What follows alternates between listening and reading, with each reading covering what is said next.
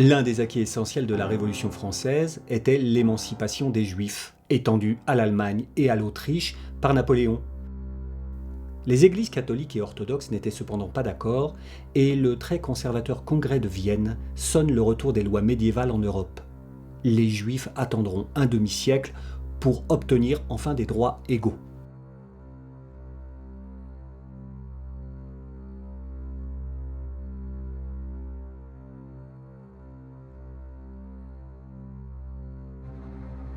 Souvent bien éduqués, urbains et cosmopolites, les anciens parias véhiculent des valeurs d'ouverture et d'échange, mal perçues par les communautés nationales traditionnelles. En Ukraine alors autrichienne, ainsi qu'à Vienne et en Allemagne, de nombreux réfugiés affluent de Russie et de ses colonies polonaises, où l'inégalité demeure, mais aussi les pogroms et les tensions politiques. Metternich, chancelier d'Autriche, disait de la Suisse qu'elle était un cloaque d'entrepreneurs en mouvements sociaux. Des centaines de révolutionnaires se mêlent aux milliers d'étudiants étrangers. Les 2/3 sont sujets de l'Empire russe, espionnés par l'Okhrana du tsar. À Genève, 1 millier de russophones habitent plein palais, surnommé la Petite Russie. Les 3/4 sont juifs, car privés d'accès aux universités russes. Les débats sont sans fin. Les bolcheviks veulent la mort des nations. Les sionistes, de gauche ou de droite, rêvent d'une nation juive en Palestine, tandis que le Bund veut une nation juive laïque en Russie.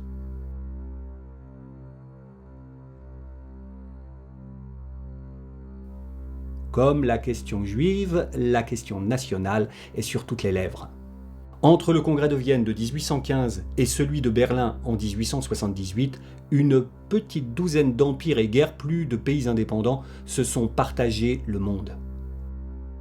Même les pays d'Amérique latine n'ont échappé aux empires ibériques que pour entrer dans l'orbite états-unienne. Ces empires vivent sous la coupe d'un pouvoir central fort, souvent ethnique, qui opprime ces minorités nationales. Or, qui dit oppression dit rébellion et donc police politique. L'Okhrana étend sa toile partout où se sont exilés des réfugiés politiques russes, notamment près de Montreux, où elle fait cambrioler la villa d'un médecin russe, Élie de Sion. Elle y découvre l'un des rares exemplaires existants du Dialogue aux enfers entre Machiavel et Montesquieu, un roman de 1860, interdit et détruit, dans lequel Napoléon III et les francs-maçons s'emparent du monde. Le docteur de Sion voulait l'utiliser pour discréditer le ministre de Witt, un franc-maçon qui modernise la Russie au pas de charge.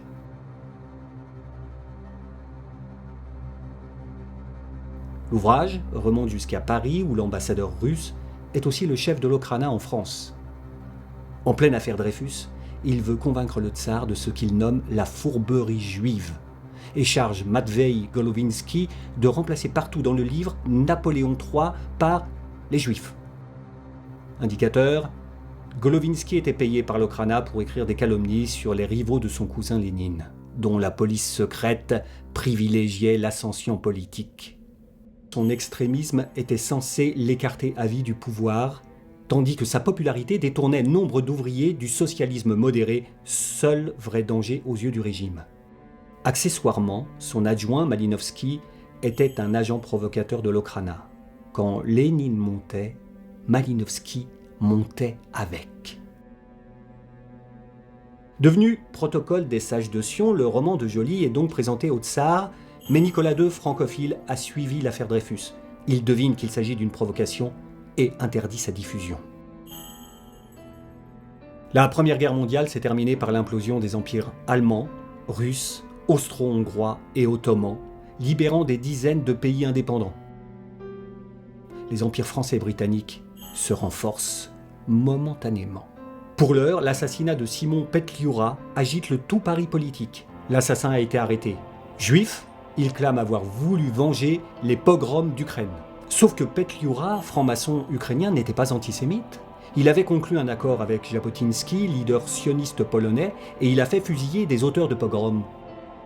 Social-démocrate modéré, pro-occidental, Petliura était en revanche l'ennemi juré des soviétiques. De la SDN à Genève, Allen Dulles, futur fondateur de la CIA, crie au complot soviétique.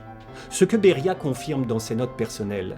Comme probablement son maître Staline, Beria travaillait pour la police du Tsar avant de devenir le patron du NKVD, l'ancêtre du KGB.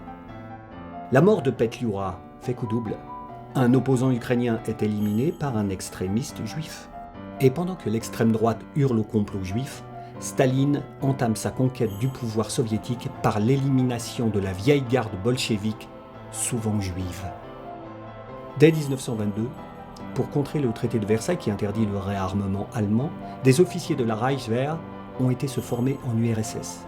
Ils en ramènent le protocole des sages de Sion, que les nazis commencent à répandre en Europe. En 1933, à Berne, un tribunal interdit la diffusion du protocole.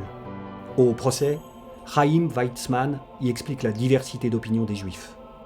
Alexandre Duchela, officier de renseignement français, brandit la source originale de 1860, dont des passages entiers ont été recopiés à la virgule près.